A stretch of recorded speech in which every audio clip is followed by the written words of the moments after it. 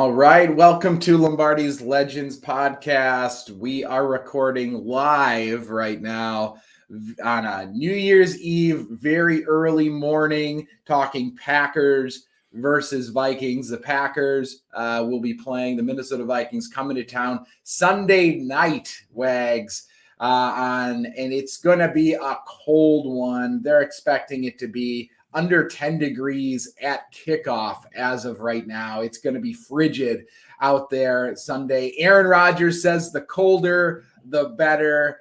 We love the mentality. So let's get right into this football game, Wags. And maybe I think at the top, we should talk about the adversity this team is facing, not only injuries, but now with this COVID list that is very, very long. Some question marks right now of who's going to be up, who's going to be down going into Sunday. Yeah, and it's long enough, Dane, that quite honestly, I do not want to go through the whole thing. So let's just suffice it to say, check it out. And things are moving. Guys could still test out, or I guess they don't even necessarily have to test out now. It's confusing with the rules if they're asymptomatic and they're improving. And I don't know if it matters if they're vaccinated, unvaccinated. It's crazy. These things are changing weekly, daily. So let's just hope that we get a few of these guys back. Thankfully, not to minimize any of these, because you need all of these guys if you can, but we're not, looking at any big name key position players right now. And let's just hold our breath that nothing happens today and tomorrow, that changes for the negative and that these actually change back towards the positive before kickoff. Obviously, the sheer number of guys that are on the protocol right now is a problem. Especially with the struggles our special teams has had. Some of the depth can be an issue. Offensive line, tight end is a potential position that's going to be hard hit here unless we get a guy or two that can come off this COVID list. So it's one of those things that could have an impact on the game, Dean. And this is a game we need, not only just for keeping our number one seed hopes alive, but quite honestly, I don't want to lose to the Vikings. All of the playoff ramifications aside, we lost to them once in a game that I thought we should have won. They won the game, whatever. I'm not going to relitigate that, but I do not want to lose to the Vikings twice in one season, in any season, and especially in a season where we've got the NFC North crown all wrapped up, and we're just need to keep our foot on the pedal as we go to the finish line. Yep, I hear that, man. I hate the Minnesota Vikings with every fiber of my being, so it'd be really nice to see us take care of business. Again, we're Lombardi's Legends podcast. We're live. We got some viewers streaming in here on this early New Year's Eve morning. Feel free to ask questions, throw your predictions in the comments. Wags, so matchups. Let's talk right away. I want to talk about this Packers running game against this Minnesota Vikings defense. It's something that I think is going to be something we should be paying attention to. The first matchup, Aaron Jones was unable to go. A.J. Dillon played well. However, I think this week the Vikings are coming off a performance where Sony Michel for the Rams just tore them apart for 130 plus yards rushing. Music to my ears on a game that is supposed to be this cold. I know the Packers are dealing with offensive line woes. I don't care. I like the guys we have right now up front, pushing piles, creating lanes for our running game. So is that a key matchup to you? Because I look at Aaron Jones and A.J. Dillon cold weather game at Lambeau as a real key to controlling the line of scrimmage, controlling the clock, controlling possession, and ultimately doing what we need to do, which is win a football game. I couldn't agree more, especially in a cold weather game. I felt in the first game, the pace of the game may have favored the Vikings a little bit. Packers can play a fast, high-scoring game, but to me, this Vikings offense, that's kind of what they want to do is be moving up and down the field. And I still like our chances in that type of game, but I couldn't agree more. Let's control the clock. Let's pound the football. Let's lean into what the weather should be. Let's keep Kirk Cousins freezing on the sideline, and let's just go to work. I think last week was a game we were a little bit frustrated, especially in the second half, with our inability to keep moving the chains and perhaps running the football. At the same time, we have to have that balance, right, Dane? Because Aaron Rodgers, you can't take the ball out of his hands. We've got to, keep moving vertically, and I think getting MVS back this week will help with that as well. The timing of that vertical pass game has been getting sharper and sharper. First half, even without MVS last week, we saw Aaron just some beautiful throws along the sideline to open up, I think, some things. So this is certainly a Vikings defense that, while they invested and made some improvements to some veteran players on the defensive side of the ball, I don't think it's really paid off too well for them. They're not all that great against the run. They're not all that great against the pass either. The strength of their defense, to me, is still the middle of their defense at the inside linebacker position. But that even can get exposed if, as you said, we can mix in and really work the football on the ground game. I think that's going to help open a lot of things up against this Vikings defense. Yeah, I couldn't agree more with you, Wags. I look at this team, and I just see opportunities across the board. I really do. The mismatches of this Minnesota Vikings defense versus this Packers offense. Josh Nijman going to have to get back out there again. With injuries, it's looking like Bach, isn't going to be going yet again this week. We're going to need to keep Aaron Rodgers upright. But something that I've been circling, and really it's because of last game, MVS had an explosion last game against the Minnesota Vikings. And that's another thing that I want to look at. I know it's going to be cold. All eyes are going to be on MVS. He's played so much better this year, Wags. Catching the ball looks more fluid. It's a hell of a lot harder catching that rock when the ball's frozen. Let's just be real. That's going to be the case here on Sunday evening. However, I think that I'm circling Woods. Xavier Woods, the DB for the Vikings. It's a guy that MVS was able to torch a number of times last matchup. And that's another matchup I want to see. If we're running the rock early in this game, it's going to open up the pass. And I think that MVS could be the big benefactor here this week. Of course, Davante Adams is going to do Davante Adams things. He beats everybody, it seems like, at least once or twice in the game. But I really want to watch MVS, put on a show on national TV on Sunday night, because I think he has the ability to do so. Yeah. And I mean, he had 123 yards against the Vikings last time. But Aaron Jones, going back to the running game, I think could make another impact. I predicted he'd have a breakout game last week. Didn't quite happen. He did fine. Would have liked to see again. We can relitigate this to death a little bit more from the run game, particularly in the second half. But I think they're going to have both those guys just ready to roll, ready to rumble on Sunday night. So I'm excited to see that. I think this could be another big Davante Adams game. It's going to be interesting to see. Are they going to use the run to set up the pass? Is it going to be, the other way around, with perhaps some of these guys? Maybe it's a good time to talk about it. Mercedes Lewis, Tyler Davis, perhaps not being able to go on the COVID list.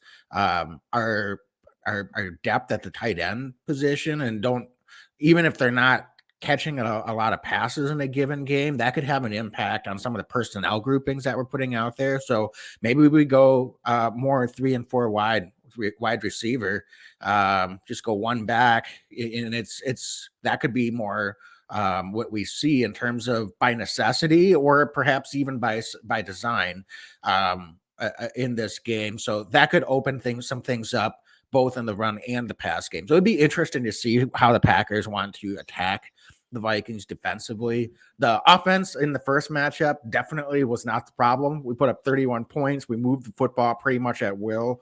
To me, I think having Aaron Jones back in this week times matchup is a real advantage for the Packers, because anytime you're a team and you're going against someone for the second time, it can be a little bit difficult. But Aaron Jones is the type of player that it's helpful to see him once. And if you didn't see him in the first matchup, sometimes his ability is something that you can't necessarily always prepare for. And so get him in the open field, and I like his chances to be able to have a couple of impact plays this week, Dane. So I know we're kind of covering a lot of bases here, but let me just swing back to you then, since we talked a lot about this run game.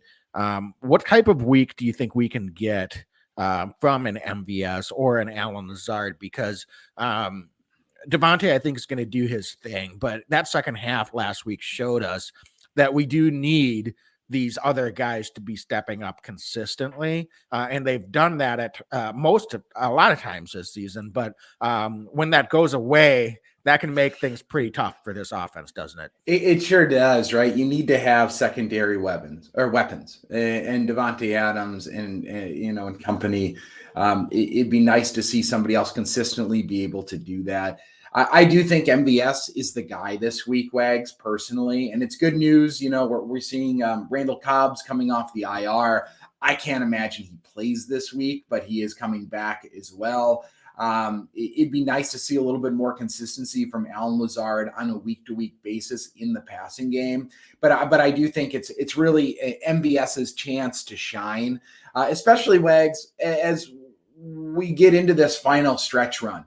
I feel like the great teams, the teams that go deep in the playoffs, the teams that win, have a guy step up in key moments. And I think that this can really be MVS's chance to shine. I think this team's looking at him. He's a free agent after this season. Everybody's watching to see, watching the progression occur for him. And teams are showing, Wags, I think they're showing their hands that they're going to try to do everything they can to take Devontae Adams out of the game going forward. And they're going to dare the Packers to beat them with the other guys on this offense.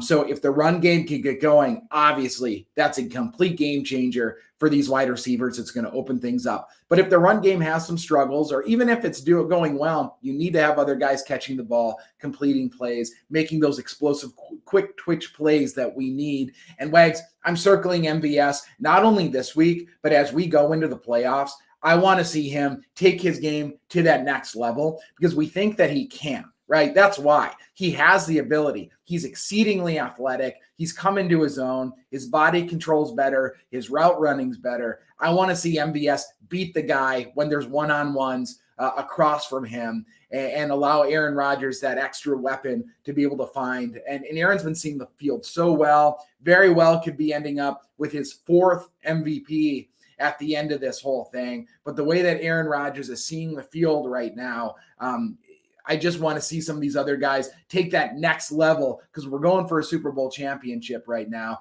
And I look at it and I think MVS really is my guy, Wags. And I'm curious if there's anybody, if you agree with me, it's MVS, if it's a sum of all of its parts, but I want to see one guy step up. And I think it's MVS. I think he's that guy. The way he's been playing, you'd love to see that. And he's playing with more consistency than he has in past seasons, for sure. But I couldn't agree with you more. He still has that next level to hit. And if he's able to do that in this stretch run, look out, because that's right. He's becoming more multifaceted in his ability to have an impact on the game. It's not just run long MVS and hold your breath and see if you can catch the ball. It's, underneath, it's in the red zone. He's really becoming a guy that you can potentially rely on as a true number 2. Something that this Packer fans, and I think everyone following the Packers, has been going after for a number of years. So it's beautiful to see. So hopefully it continues. I'm not quite there yet with him. He's close, but you can see he's right on the brink of it. So I'm hoping that it happens here before the end of this season, because that's the type of thing that could propel this team from, maybe has a chance to take some all the way home. So it would be exciting development, and I think it starts this week for sure. Dane, looking at the tight ends, that's a group where I'm kind of sum of all parts. We're a little bit, dinged in terms of numbers this week. So I'd like to ask you, how do we manage that this week if we are short a couple of guys in the tight end group, and because it does alter the game plan. There's no doubt about that. But how do you think the Packers will approach that and try to, manage that while also, not throwing out what we want to do completely? Yeah, I'll tell you what, it might hurt this offense as much as any offense in the league when you're down a couple of your tight ends. We love to use, and we've been watching it these last couple of weeks, Wags. We've watched them cycle in different guys throughout the offense, right? We would see 2 tight end sets, and then they go to 1 tight end set, and then, here comes Tyler Davis running back out there, and then DeGuara's in the backfield. The Packers are doing a lot with their tight ends these last few weeks, so to be down 2 of them with Mercedes Lewis and Tyler Davis potentially, and let's not forget Robert Tonyan, he's done for the year. So now we're down, grand scheme of things, 3 tight ends right now. Dominic Daphne looks like he's going to go. He was a limited participant in practice. He's tough as nails. I think they're going to find a way to get him out there. I think there's a real chance it's Dominic Daphne and DeGuara getting a ton of snaps. Now, that's going to be the question. Do they play in line? I think DeGuara and Daff both have an ability to play kind of that inline tight end. DeGuara probably more is kind of that traditional tight end role. I think Daff can be a little bit more of that H-back, fullback role. But I think you're spot on. The Packers might be spreading these Vikings out a little bit. Would you be totally shocked to see Aaron Rodgers in a shotgun formation with either A.J. Dillon or Aaron Jones in the backfield with him? We've got 4 wide receivers out there, or maybe 3 wide receivers and a tight end, and then the Packers are running out of that formation. We've seen it in the past this year, and I think that there's a real chance that that's kind of the running formation we see. We're not getting tight with our 2 tight end sets as much this week. I think we're going to spread them out a little bit more and then find our running lanes through the shotgun formation. In some ways, the Packers could use this to their advantage, because for a season-long or multiple game situation, it's not ideal to be down guys, and it's still not ideal for one game either. However, from a scheme standpoint, that maybe enables them by necessity to add a few wrinkles into certain personnel groups that they can roll out there. And it could be something that we can show, and not everything's going to work, but it could be some things that we haven't shown to any other defenses so far this year. Certainly I don't think we're going to see any brand new personnel groupings, but there could be some different plays or some different looks that they could throw out there this Sunday against the Vikings. And, coming off of a game where we struggled offensively in the second half, I think a little bit of creativity and a few new wrinkles out of necessity could be a shot in the arm, both for the guys that are out on the field as well as for the coaching staff to give a few different looks. So I think rather than dwell on what we're going to be missing potentially if Mercedes Lewis and Tyler Davis are unable to go on Sunday, let's look at the glass half full side and think about what Coach LaFleur and Coach Hackett and this offensive coaching staff and this offensive grouping as a whole can draw up and get out there. And I think it could be some things that could help with this offense as well. So wait, do you mind if I jump in on that point? Because I think that the makeup of this team, and I don't know if this might be part of the Aaron Rodgers personality of the team a little bit here. I see this as a challenge for them, and an opportunity. And I think that maybe there's a little bit of motivating factor there of Aaron Rodgers going, you know what? Yeah, here's another challenge. Maybe we are going to throw in some of these new wrinkles. We're going to do some stuff that we're a little out of our comfort zone in doing. I just wouldn't be surprised if Matt LaFleur presents it that way to Aaron, and these two are kind of like, they find that extra piece of motivation. These guys seem to be the types of guys that are, hey, our backs are against the wall. Let's deal with this adversity. Let's prove everybody wrong. Let's go win a football game a new way and just show we're better than everybody. I don't know. There's some kind of attitude with this particular Packer team that I wouldn't be surprised if they come out with that kind of swagger and beat their division rival at home at Lambeau that way. So I think you're spot on in that assessment. And I just see Aaron Rodgers kind of taking this with a bit of a chip on his shoulder mentality where he's like, yeah, we're going to do it this way now, and we're still going to beat you. Yeah, Dane, one question I wanted to also ask you as well is I mentioned earlier that I felt like their second level with Eric Kendricks and Anthony Barr are probably the strength of the defense for the Vikings at this point. We saw Harrison Smith was on the injury report, but it's full participant in practice yesterday. So we expect him to go. Another guy that we talked a little bit about before last time's matchup. But when you look at those 2-3 guys in particular, what are some of the things that the Packers can do to try to neutralize them and maybe win that chess match? Because there's no secrets between those three and really anyone on the Packers offense at this point. I think it'll be important for the offensive line in the run game to get to the second level. So really it's going to be beating their man off the line. We're going to see, I think we've seen better and better football out of our interior offensive line, something we've talked ad nauseum about with Royce Newman and John Runyon and Lucas Patrick here.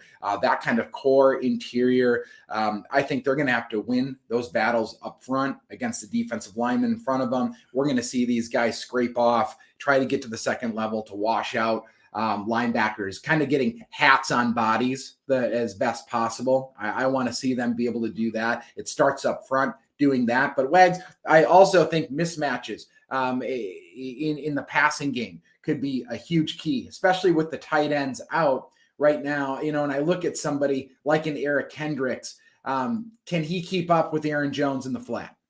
I don't know. Let's find out. I'd like to see that. If they're running downhill, they being the Minnesota Vikings, they're coming full steam ahead. Some of those misdirection kind of screen plays could be something that could be really helpful. But I would really like to see Rodgers utilize the short passing game a little bit more. I think that would actually help with the fast starts as well. But I think that we have better athletes in the running back position group than they do at the linebacker group. Don't get me wrong. They've got a fantastic set of linebackers right now. But I'd like to see A.J. Dillon and Aaron Jones worked into the passing game a little bit more this week and really try to expose the Minnesota Vikings linebackers in the pass game. Get some of those one-on-one matchups, see if they can beat them. Heck, even get the ball in Aaron Jones or Dillon's hands and make them miss. They're good players, but it's really hard to get these guys in open space and bring down Aaron Jones in open space. Aaron Jones is so good at falling forward. Aaron Jones is so elusive. So, Wags, I'd really like to see the Packers work on this short passing game. You're right. The more we spread them out as well, the more DBs the Vikings are going to have to bring onto the field. I like those kinds of mismatches. So I think there's a little bit of here, a little bit of there, but I like Aaron Jones in space against these linebackers, but we're going to have to manufacture ways to do that. Yeah, and that's the thing. If we can, and this Vikings defensive line has just been pretty decimated by injuries. This is not the group that we're used to going against, and this is an opportunity, I think, for a young offensive line that's really started to gel very well despite all the injuries we've had, to win some battles. And I really look at Lucas Patrick and Royce Newman and John Runyon. We've been talking about them quite a bit the last few weeks and the performance that they've had. There's still room for growth, certainly, but they've really been developing and playing some fine football overall. Yes. So this is a big opportunity for them to, again, we talked about MVS taking a next step. If the interior particularly, but this whole offensive line is able to gel and play together this week, we could really see some big time opportunities. As a defense, the Vikings have been getting worse and worse against the run. So we talk about our defense against the run. We in some ways the Vikings are just as bad, if not worse, when you look at the results over the course of the last 4 to 6 weeks. So Wags, it's AJ Dillon time, baby. It's cold outside. Let's go get it. Right. Yeah. I mean, it's in front of us. Let's go run them over. Really. For sure. So Dane, I think that pretty much wraps up our offensive discussion. So why don't we take a moment to take a break and talk about our sponsor, DraftKings Sportsbook, the official sports betting partner of the NFL. And always appreciate you, Dane, and maybe I should say I should appreciate your wife, Andrea, providing us with updates on her daily fantasy lineup on DraftKings. So Dane, what does she have cooking for us this week? So DraftKings is awesome. DraftKings Sportsbook is doing it. I think that they're doing a great job. We love them, having them as a sponsor. They've got this app. It's so darn easy to use, right? And I think that that's what's so appealing. My wife, Andrea, had never used the DraftKings Sportsbook until this promo, until we partnered with DraftKings. She learned about it. My grandpa is using it. I've got, it's becoming a family thing here, Wags, the DraftKings Sportsbook. But, she put money down. She used that promo code TPPN. Again, promo code TPPN. And she put $1 bet down. She got $100 back in bets. And she's been doing a lot of Packer picks this year, which I appreciate.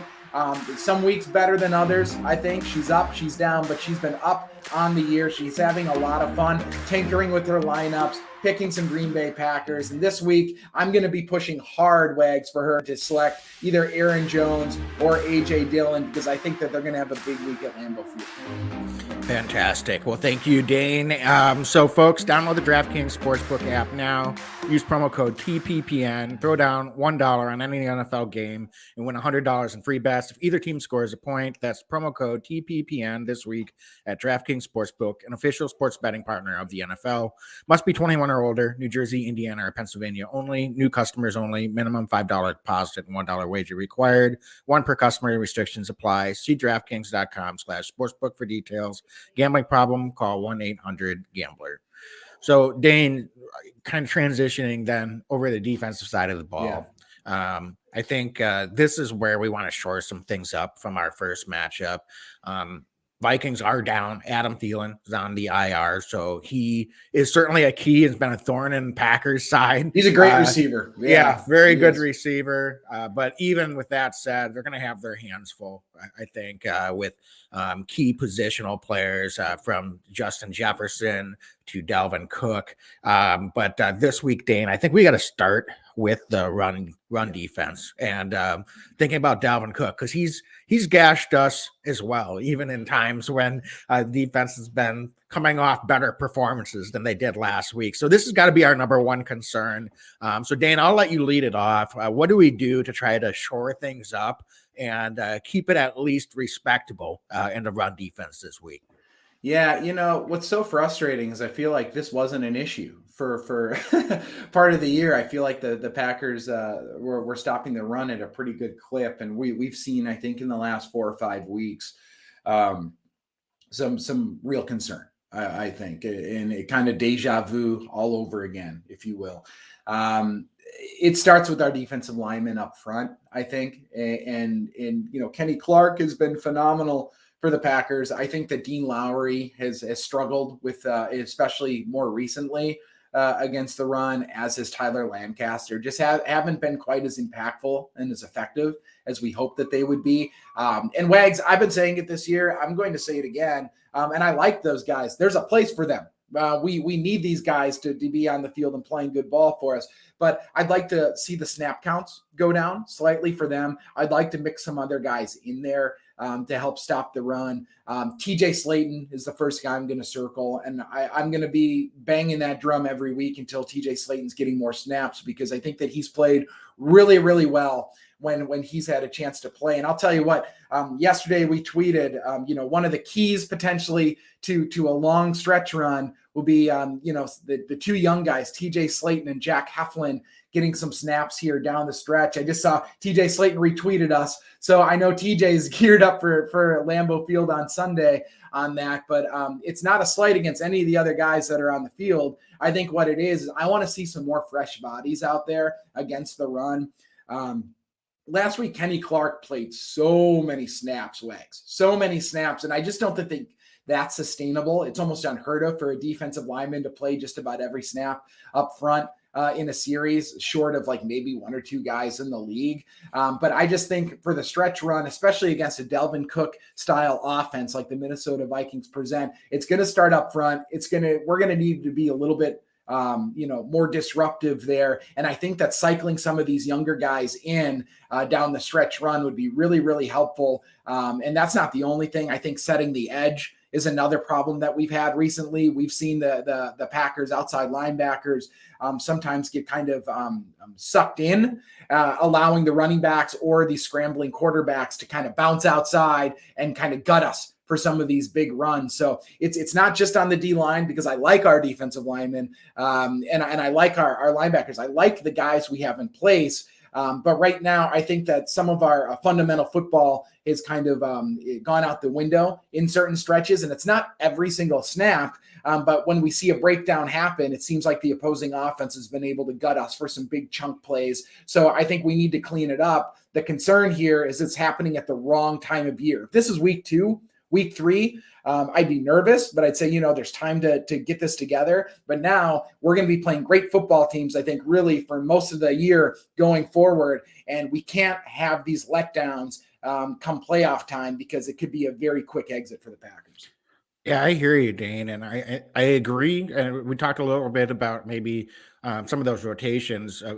The positional coaches aren't made available to the media. So defensive line coach Jerry Montgomery, we haven't heard from him if that's something he plans to do. I'm sure that's a discussion between him and the rest of the defensive staff. But they've got that's an easy first adjustment. I think the harder part is firming up the execution.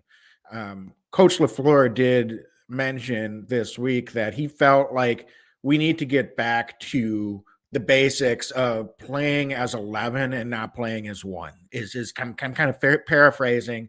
So it's great. These guys, it's not been an effort thing that we've been questioning at all. But sometimes if you're going too hard and you're trying to make an impact play every time, you're going to be out of position, and that can really put a lot of stress on the defense. You're asking other guys on the defense to cover ground where they shouldn't have to. And in the NFL, it can be very minuscule. It really doesn't take much for those things to get exposed.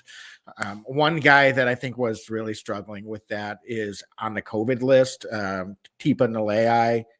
Again, ton of effort, was really getting washed out. And he's someone that if he gets cleared before Sunday to play, it would help, because we're down to 3 guys in the outside linebacker group on the active roster. Now, I think we're going to call someone up here before the game. However, he's also someone, a young player, was able to get to the quarterback in the first game he played.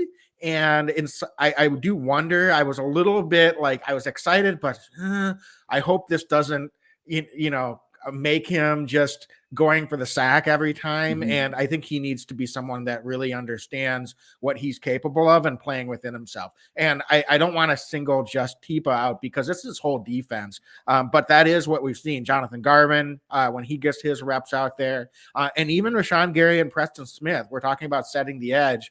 Those 2 guys can probably get away with a little bit more than Tipa or Jonathan Garvin can. But they need to, still stay within their assignments as well and not get impatient and really plug those holes. The same can be said of the defensive line. That's going to allow Devondre Campbell and Chris Barnes to come up and attack the hole and not have to cover 1.5 or 2 holes. Because a guy like, obviously, Nick Chubb, we saw he's gonna exploit that. Dalvin Cook can do the same thing. And this is not a week where we want our linebackers and our DBs coming from the third level to have to try to stop Dalvin Cook with a full head of steam if he is getting free and has a crease and is able to just turn on the afterburners, because he's not someone you're going to run down. So it's going to be incumbent in a way. I'm cautiously optimistic that because this was not a problem earlier in the first half of the season, that this can be coached and addressed.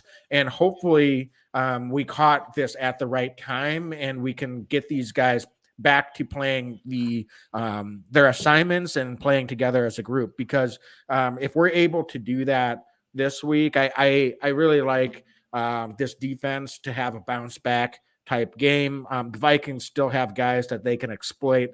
We haven't even talked about Justin Jefferson yet, but it does start up front, because if we can't slow Dalvin Cook down, this is going to be another long game. Wags, what do you make? So, you talk about Tipa, some of the guys down. So the Packers, you can protect guys on your practice squad every week. The Packers have done it with J.J. Molson, the kicker, every single week. But some weeks it's telling, I think, who gets protected, because you have kind of an inclination of who might be up then on Sunday, especially with this laundry list, COVID list that we're seeing right now on the Packers. So this week, two guys that were protected: Peter Klumbai, who's the guy who we just brought in a couple weeks ago, known more as a special teams guy, but also Ray Wilborn, who's an outside linebacker, inside linebacker, showed pretty well, I thought, in the preseason.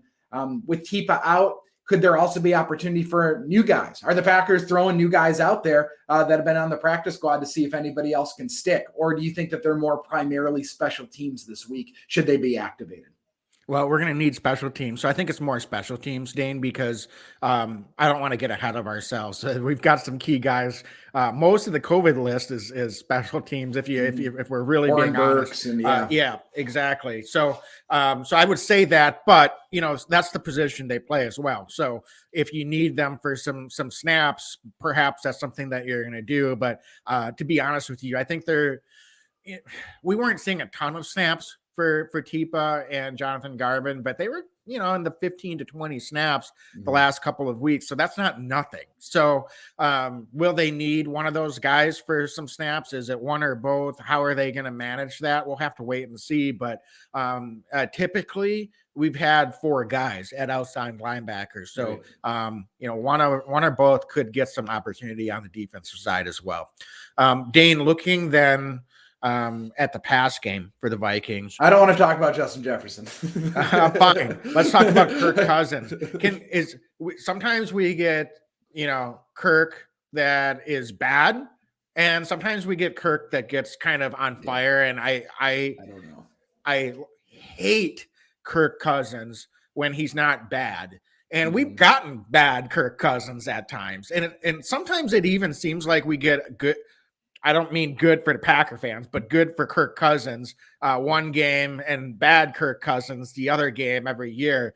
So while I'm not counting on it, with Justin Jefferson being probably a guy that we can quote unquote focus on, I kind of put him, I'm not going to say he's Devontae Adams level, but for the Vikings, what he does offensively, he's going to kind of just get his, I feel like, as long as we can limit his opportunities over the top and really prevent him from gashing this defense deep. I really feel like we can do some pretty good work against the Vikings in the pass game.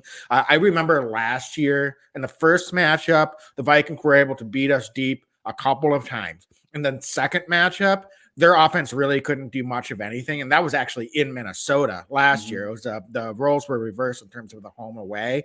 But it was Darnell Savage was able to, on tape, get a lot of reads off of Kirk Cousins, and the Vikings rolled some similar looks in that second matchup.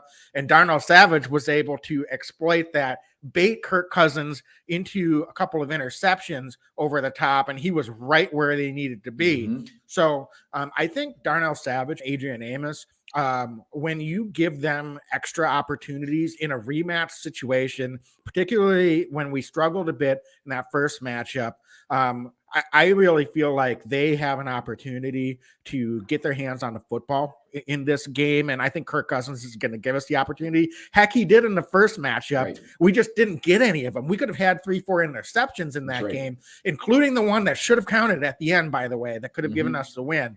But I'm not going to bellyache about it. It's done.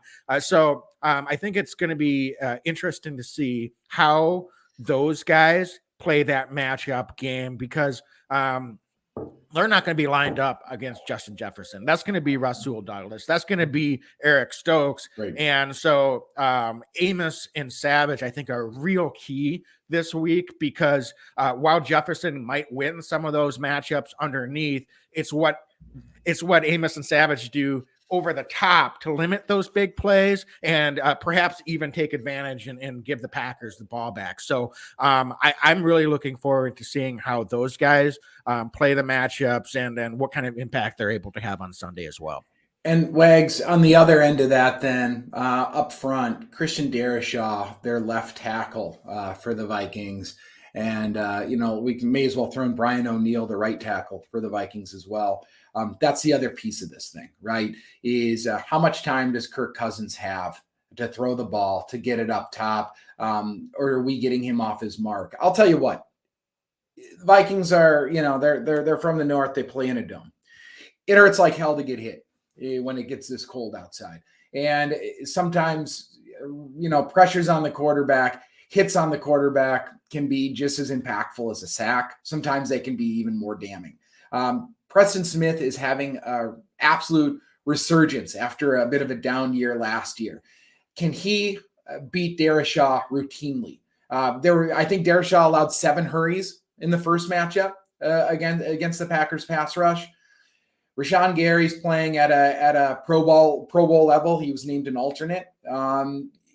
Can this pass rush get to Kirk Cousins, get him off his mark? He is not the most mobile quarterback on the planet. I don't think I'm saying anything out of turn there.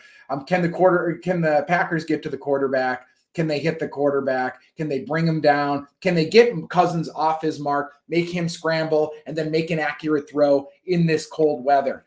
That's a huge question mark that I want to see. I think this Packers defense is primed to get pressure on Kirk Cousins. The running game, whole different situation. But in the pass game, if we can get the Vikings into 2nd and 3rd and long, and we can get after it and pin our ears back against Kirk Cousins, I think we have the guys to beat the offensive linemen of these Minnesota Vikings. I just do. I think we have better athletes. I think we're more physical up front.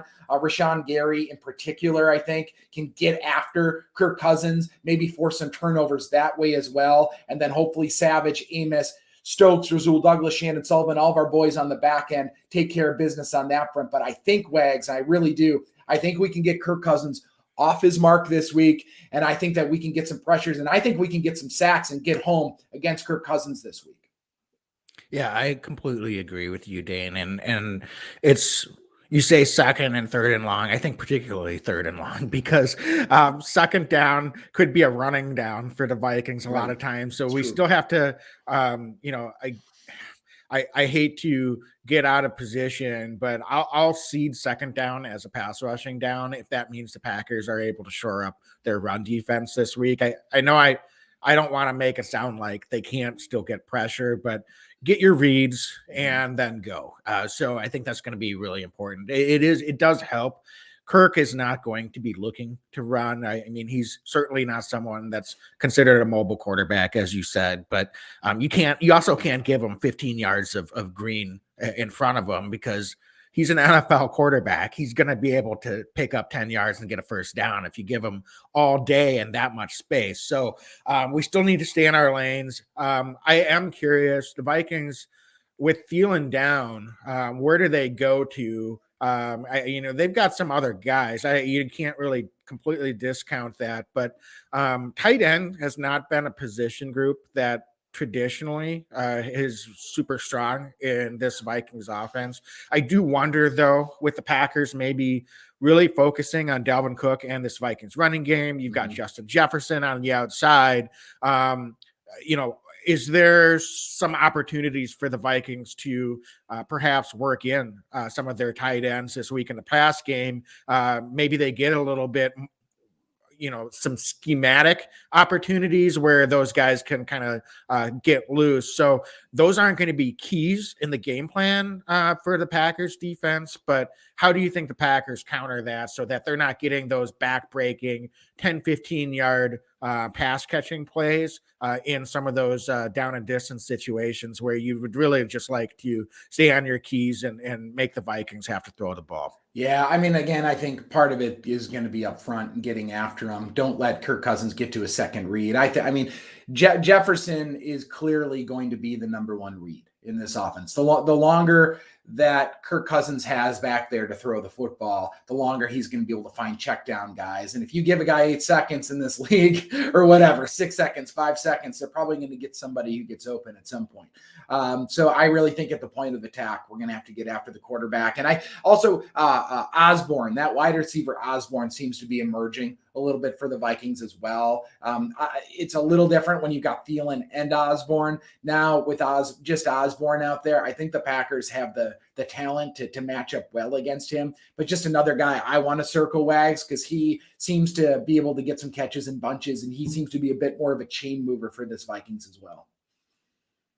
Yeah, you mentioned him earlier and not wanting to see Kenny Clark get 60-plus snaps this week. I will say you've done a great job of highlighting his matchup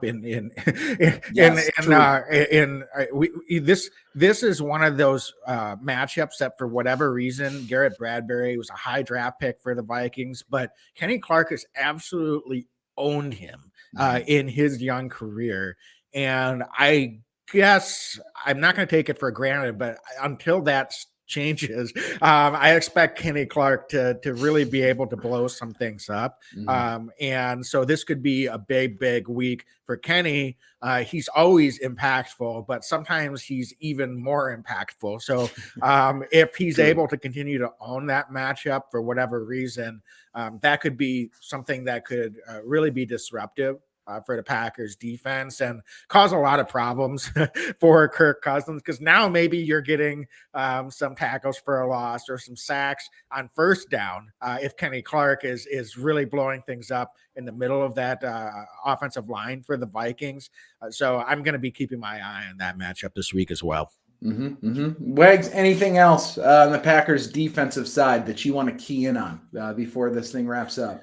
No, just when the ball comes into our hands, Packer defensive backs, let's catch it. So maybe some extra jugs work or get Ben Kirk out there and tell him, don't worry about it. Just throw some interceptions to the Packers DBs in this cold weather. Let's hold on to that ball. It's going to be slick. We've seen some problems with that all season, but they're going to get some opportunities. Let's take advantage of it this week.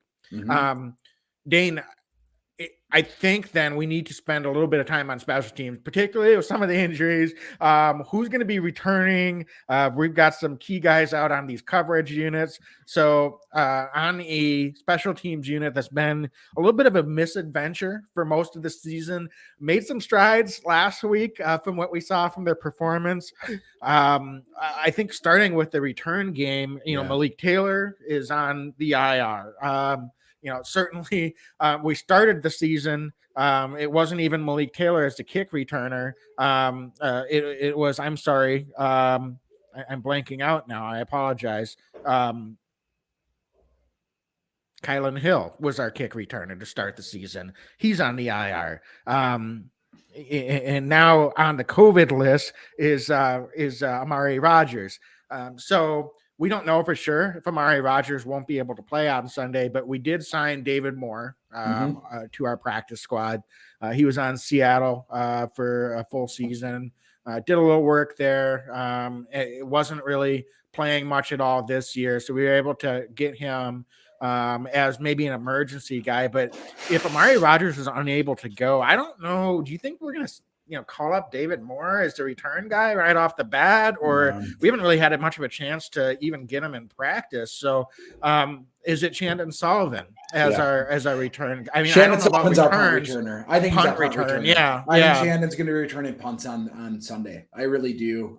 Kick return, that's a whole other ball of wax. Patrick Taylor, I think is. But who else? We've got a couple guys back there, so I'm wondering who you've got circled, Dan. I don't. That's I guess the big question mark. I mean, could Shannon Sullivan pull double duty? He's a guy who seems to be a bit of a Swiss Army knife for this Packers. I do think that he's going to be the guy fielding punt returns, based on the fact that he's already done it this year once. I would expect him to be the punt returner. But if, you look at the wide receivers, you look at the running backs, right, that are back there.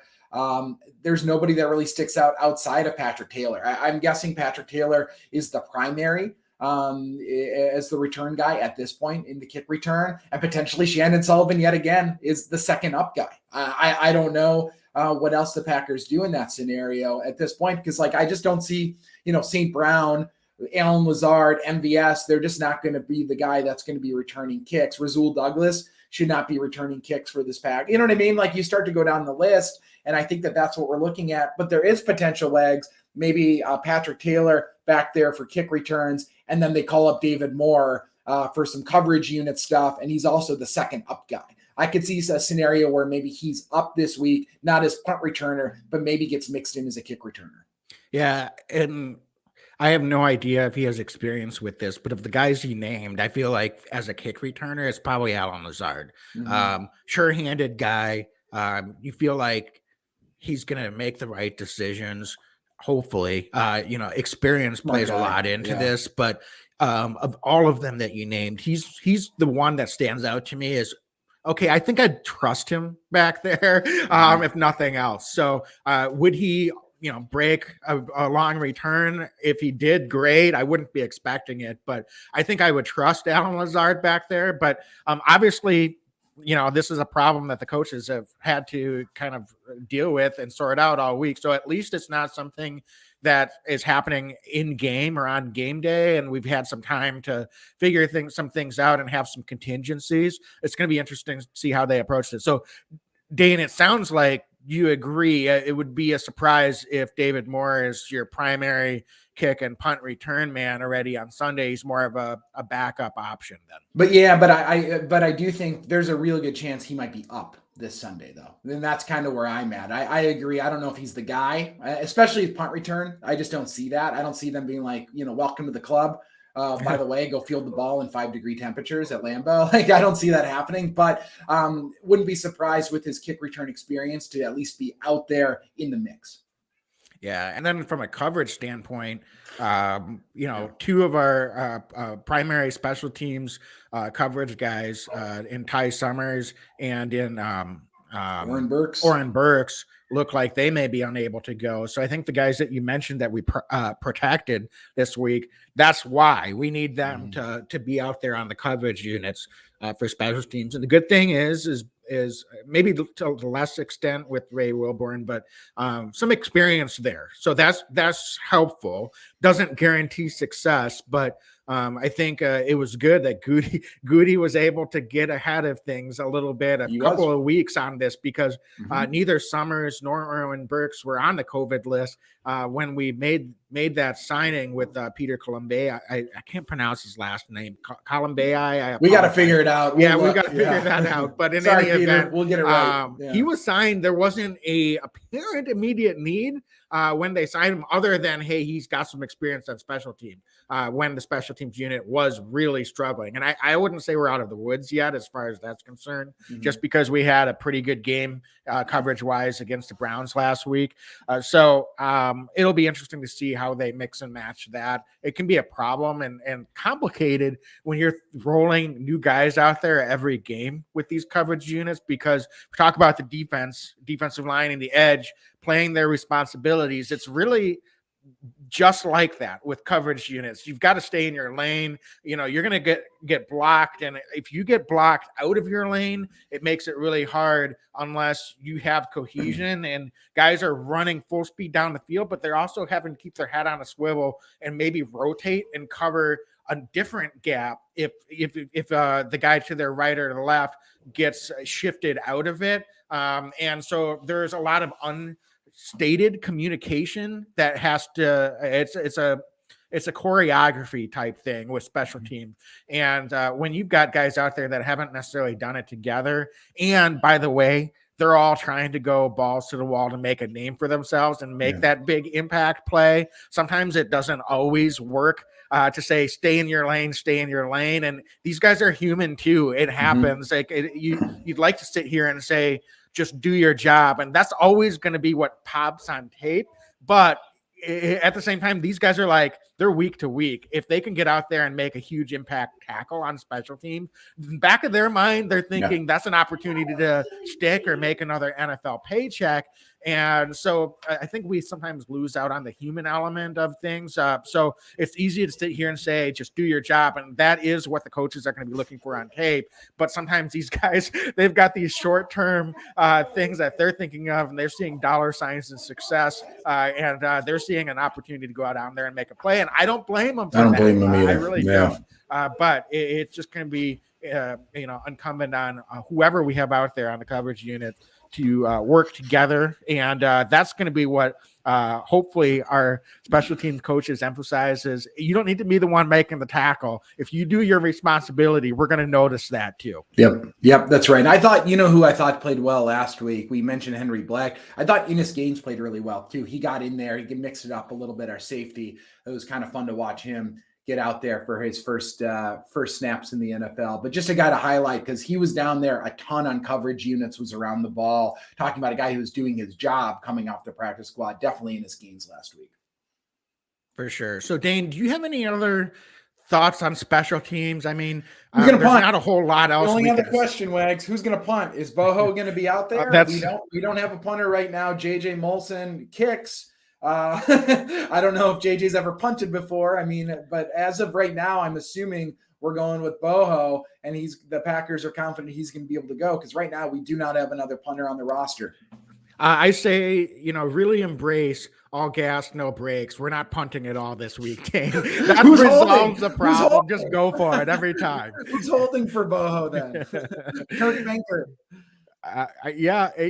Dane, it's interesting. A holder, a punter. We've got a lot of potential holes to cover up. I apologize because I had that written in my special teams notes and I almost completely forgot about it. Not exactly as we've seen all season with the operation. A small thing to consider. Punting. I'm guessing it's Mason Crosby. He punted once in the preseason, and it was kind of more of a hardy har, but recognizing the COVID situation too. I think there was intention behind that. So gosh, I would have to hope that either Mason Crosby or JJ Molson, if they can kick, they could at least get off a 35 or 40 yard punt in an NFL game. But I don't know. Sometimes crazy things can happen. Do they, with that long of a snap, are they used to catching the ball? That's the question. So there's a lot of things going on there. So you don't want to get the punt blocked either. So it's one of those things where we're holding our breath, and the fact that they didn't bring in a punter, I don't know if they just know something and they think Corey Borquez is going to be able to play, but I don't know how they would know that. So clearly they must think they've got something covered there if he's unable to get activated, because otherwise there's plenty of guys on the street that they could have signed that have NFL punting experience that may not be great, but it can at least get you through the week. Yeah, we'll find out. Maybe we see the first appearance of JJ Molson this week. We'll find out shortly, won't we? We'll see. Yeah.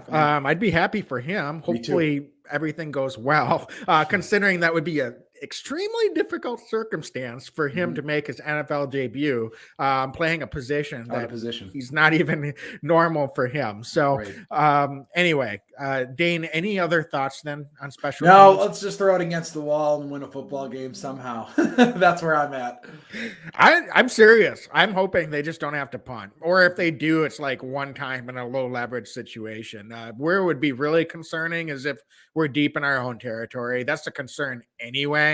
Under normal conditions, but in the cold at Lambeau, depending on what the wind is, if you're punting out of your own end zone, if Borquez is back there, that's a concern. I certainly don't need someone that's never punted before to be put into that situation. I agree. So Dane, I think let's we're getting up in an hour and you have a vehicle to go purchase. So let's wrap them things up here. We've got X factors and score predictions. So let's just get right into it. Yeah. Offensive side of the ball. Who you have circled as your X factor for this week? Josiah DeGuara is my guy. We talked all about the Packers spreading it out. I think DeGuara just gets mixed in quite a bit this week, Wags. So, he might be in there in kind of a spread out scenario. When they do go in line, I think he's going to be a guy that's out there, might be helping with some blocking, might be in the backfield as kind of a de facto fullback. He's been moving the chains every week. It seems like he's at least moving the chains once with a third down conversion. I think he gets in the end zone this week. I think he's got to play special teams this week. I think there's a lot of stuff they're going to be asking of Josiah. So he's going to be my X factor on offense and special teams. Why not? I really like that pick. I'm going to go with Alan Lazard for similar reasons. I think he's going to have to play, a lot of snaps as he normally does offensively. He's been getting more involved in the pass game over the second half of this season. So I'm just going to throw it out there. I think this is a week Alan Lazard gets into the end zone again and scores a touchdown. He's been a chain mover, and he might be, as he always is, even more involved in special teams this week. So we'll see how that works out. But I've got Allen as my offensive X factor this week. So then Dane, on the defensive side of the ball, for me, it's all about the defensive line. And this is, again, cheating a little bit, but I'm going to go with Kenny Clark. I think while we talk about those other guys stepping up, Kenny sets the tone, and he didn't have a bad game last week, particularly in the pass rush. But if he continues to just dominate this individual matchup, I think this is one of those weeks where Kenny Clark could just help everyone raise their level of play. Hopefully, after last week's film session, the Packers were able to crack some things as far as the run defense, and that, I'm sure, left a little bit of a bad taste in their mouths. So Kenny Clark is not someone that normally qualifies as an X factor, but I'm thinking this is a week he can make even more of an impact than he normally does. So that's kind of how I'm qualifying that. And that can help raise the play of everyone around him. And I think our rush defense, while it's not going to shut out Dalvin Cook, I do think that we can play much, much better than we did last week. And as Packer fans, we'll be able to collectively exhale and say, okay, it's not perfect, but if they can give us that moving forward in terms of the run defense, we'll be all right. So Kenny Clark is going to be my X factor. He's going to get in there for a sack. He's going to make some impact plays on a run game. And I think just by his play, elevate what everyone else around him is able to accomplish. I love it. Of course, love it. Darnell Savage Jr. is my X factor. I think this defense and this team goes as far as Savage is going to take them, and not just this week, but for the rest of the season.